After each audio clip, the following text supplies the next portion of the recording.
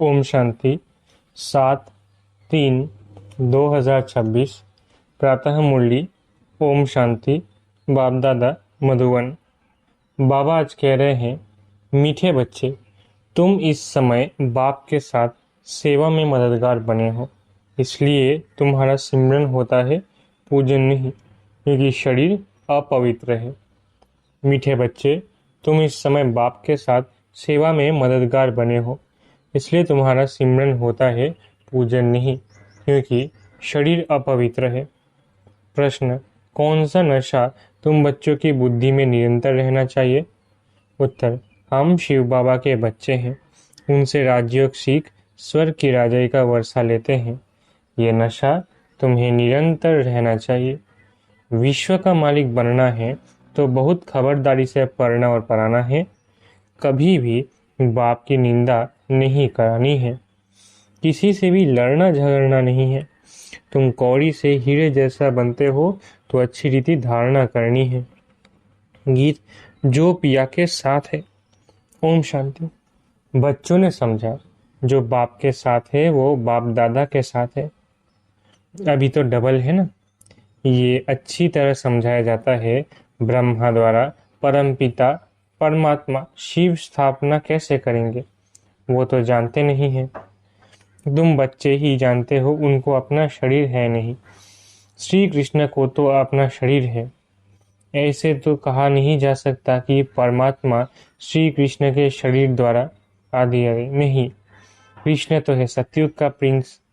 परम पिता परमात्मा ब्रह्मा द्वारा स्थापना कराते हैं तो जरूर ब्रह्मा में प्रवेश करना पड़े, और कोई उपाय है नहीं। प्रेरणा आदि की बात नहीं। बाप ब्रह्मा द्वारा सब समझा देते हैं। विजय माला, जिसको रुंड माला कहा जाता है, जो मनुष्य पूजते हैं, सिमरते हैं। तुम बच्चे समझते हो कि रुद्रमाला तो सिर्फ सिमरी जाती है। मेरू कहा जाता है ब्रह्मा सरस्वती को, बाकी माला हुई बच्चों की।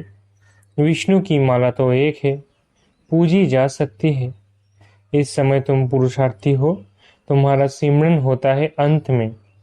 आत्माओं की माला है ये जीवात्माओं की। प्रश्न उठेगा ना, विष्णु की माला तो कहेंगे चैतन्य जीवात्माओं की माला। लक्ष्मी नारायण पूजे जाते हैं ना, क्योंकि उन्होंने आत्मा और शरीर दोनों पवित्र है। रुद्रमाला वो तो सिर्फ आत्माओं की है, क्योंकि शरीर तो अपवित्र है, वो तो पूजे नहीं जा सकते। आत्मा कैसे पूजी जाती है?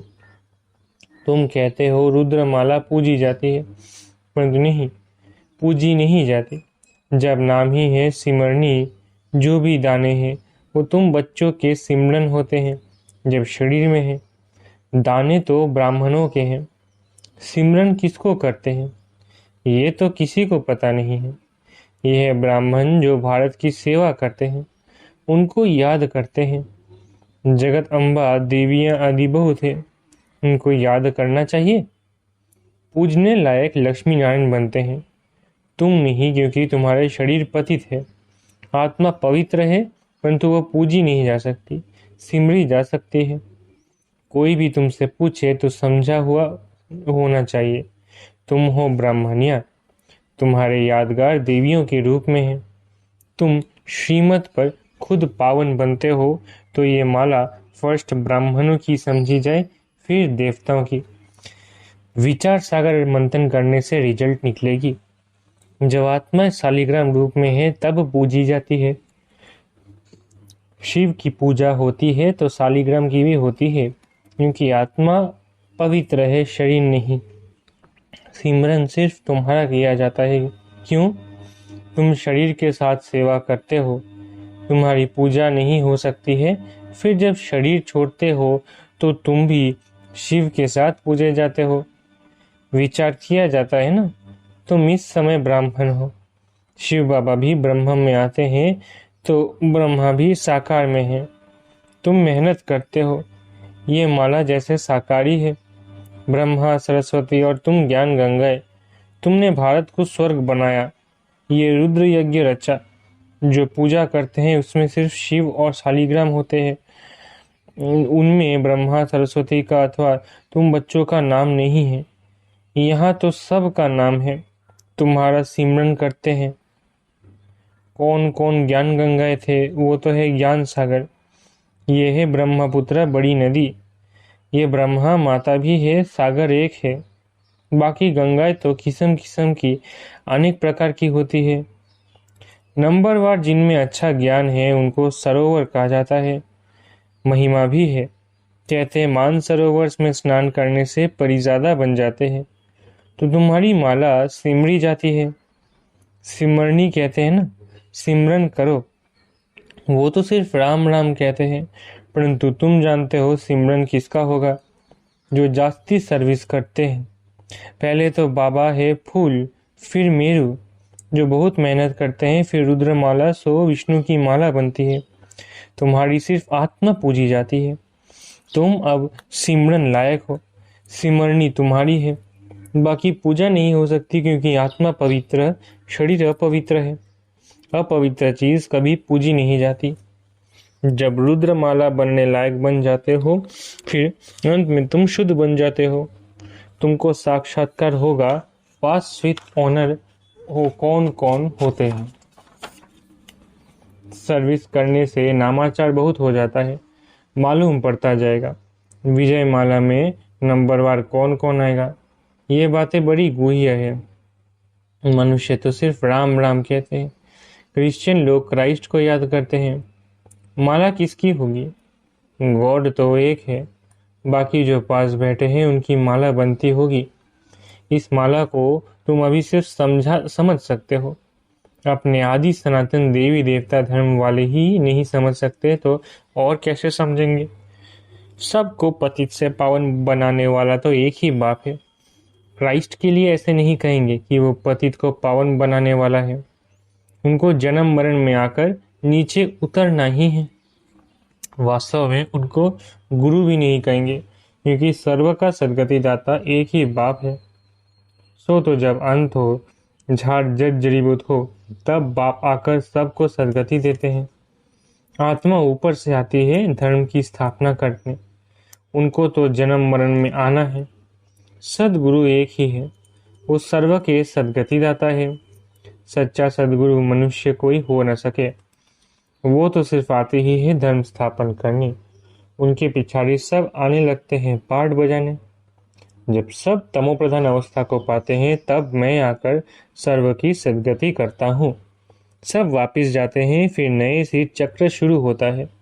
तुम राजयोग सीखते हो, वही राजा ही पाएंगे। फिर राजा बने व प्रजा बने। प्रजा तो ढेर बनती है, मेहनत है राजाई पद पाने की। अंत में पूरा पता पड़ेगा कौन विजय माला में पिरोए जाते हैं। अन पर परे के आगे भरी ढोएंगे। सत्युग में आएंगे, परंतु नौकर चाकर बनना पड़ेगा। ये सबको मालूम हो जाएगा। जैसे इम्तिहान के दिनों में सबको मालूम पड़ जाता है कौन कौन पास होंगे। पढ़ाई पर अटेंशन नहीं होता तो फेल हो जाते हैं। तुम्हारी यह है बेहद की पढ़ाई। ईश्वरीय विश्वविद्यालय तो एक है, जहाँ मनुष्य से देवता बनना है। उसमें नंबरवार पास होते हैं। पढ़ाई एक ही राज्य की है। राजाई पद पाने में मेहनत है और सर्विस भी करनी है। राजा जो बनेंगे, उनको फिर अपनी प्रजा भी बनानी पड़े। अच्छी अच्छी बच्चियां बड़े बड़े सेंटर संभालती है, बड़ी प्रजा बनाती है। बाबा भी कहते हैं बड़ा बगीचा बनाओ, तो बाबा भी आकर देखे। अभी तो बहुत छोटा है, बॉम्बे में तो लाखों हो जाएंगे। सूर्यवंशी तो सारी डिनेस्टी होती है तो ढेर हो जाएंगी। जो मेहनत करते हैं वे राजा बनते हैं, बाकी तो प्रजा बनती जाएगी। गाया भी हुआ है, हे प्रभु तेरी सदगति की लीला। तुम कहते हो वाह बाबा, आपकी गति मत आदि आदि। सर्व के सदगति करने की श्रीमत ये सब से न्यारी है। बाप साथ में ले जाते हैं, छोड़ नहीं जाते। निराकारी आकारी साकारी लोग को भी नहीं जानते। सिर्फ सृष्टि के आदि मध्य अंत को जानना, वो भी कंप्लीट नॉलेज नहीं। पहले तो मूल वतन को जानना पड़े, जहाँ हम आत्माएं रहती है। इस सारे सृष्टि चक्र को जानने से तुम चक्रवर्ती राजा बनते हो। ये सब कितनी समझने की बातें हैं। वो तो कह देते हैं शिव नाम रूप से न्यारा है, चित्र भी है, फिर भी कहते हैं नाम रूप से न्यारा। फिर कह देते हैं सर्वव्यापी है। एक एमपी ने कहा था कि मैं नहीं मानता कि ईश्वर सर्वव्यापी है। मनुष्य एक दो को मारते हैं, क्या ये ईश्वर का काम है? आगे चलकर इन बातों को समझेंगे जब तुम्हारी भी वृद्धि होगी। बाबा ने रात को भी समझाया, जो अपने को होशियार समझते हैं वो ऐसे ऐसे पत्र लिखे। ये पूरी नॉलेज क्या है, उनको समझाना चाहिए। लिख सकते हो, हम पूरी नॉलेज दे सकते हैं, मूल वतन की नॉलेज दे सकते हैं, निराकार बाप का भी परिचय दे सकते हैं। फिर प्रजापिता ब्रह्मा और उनके ब्राह्मण धर्म के बारे में भी समझा सकते हैं।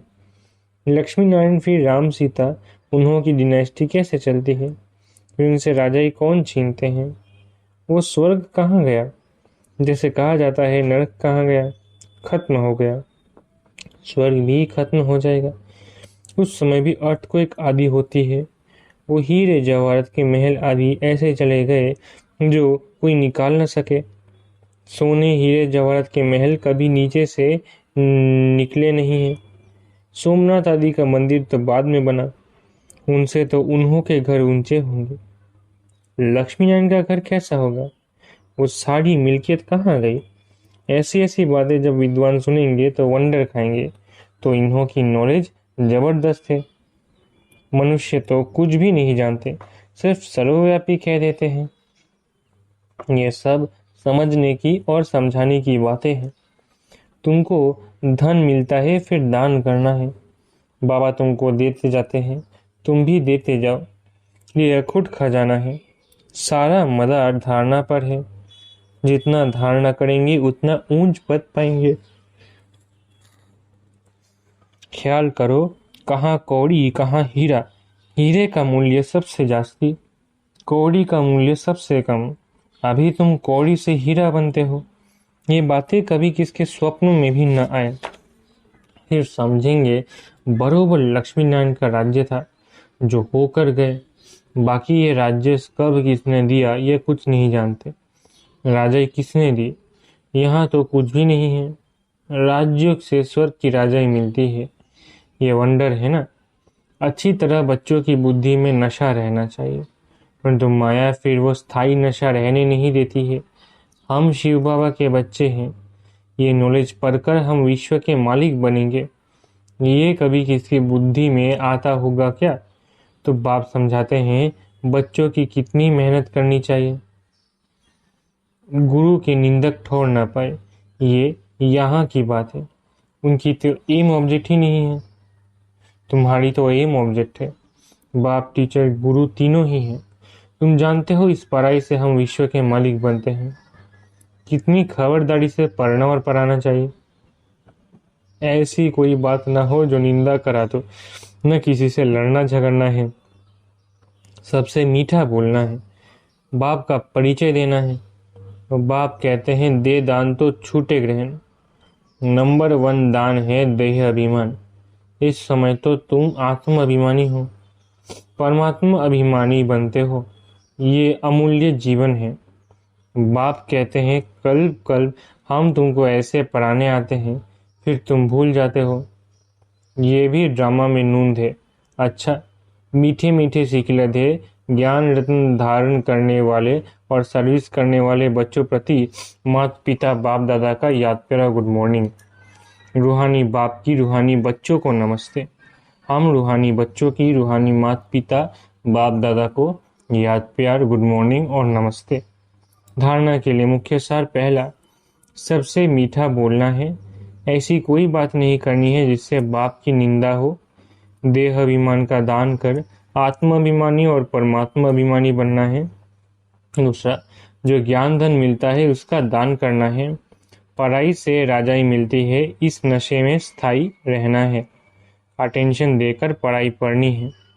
वरदान, साक्षीपन की सीट द्वारा परेशानी शब्द को समाप्त करने वाले मास्टर त्रिकालदर्शी भव।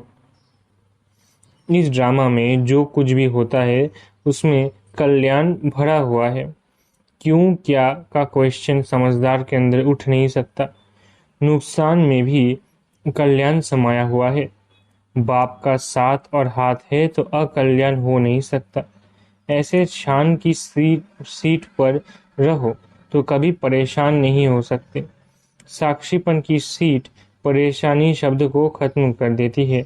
इसलिए त्रिकालदर्शी बन प्रतिज्ञा करो कि न परेशान होंगे न परेशान करेंगे। स्लोगन, अपनी सर्व कर्मेंद्रियों द्वारा को ऑर्डर प्रमाण चलाना ही स्वराज्याधिकारी बनना है। स्लोगन, अपनी सर्व कर्मेंद्रियों को ऑर्डर प्रमाण चलाना ही स्वराज्याधिकारी बनना है। अव्यक्त इशारे, निश्चय के फाउंडेशन को मजबूत कर सदा निर्भय और निश्चिंत रहो। निश्चय बुद्धि का अर्थ है बेफिक्र बादशाह, वही बाप समान है। विनाशी धन वाले जितना कमाते उतना समय प्रमाण फिक्र में रहते, लेकिन जिन्हें फेथ है कि हम ईश्वरीय खजानों के मालिक और परमात्मा बालक है, वो सदा ही स्वप्न में भी बेफिक्र बादशाह है, क्योंकि उनको विश्वास है कि ईश्वरीय खजाने इस जन्म में तो क्या लेकिन अनेक जन्म साथ रहेंगे। इसलिए वो निश्चय बुद्धि निश्चिंत रहते हैं। अच्छा, ओम शांति। शुक्रिया बाबा।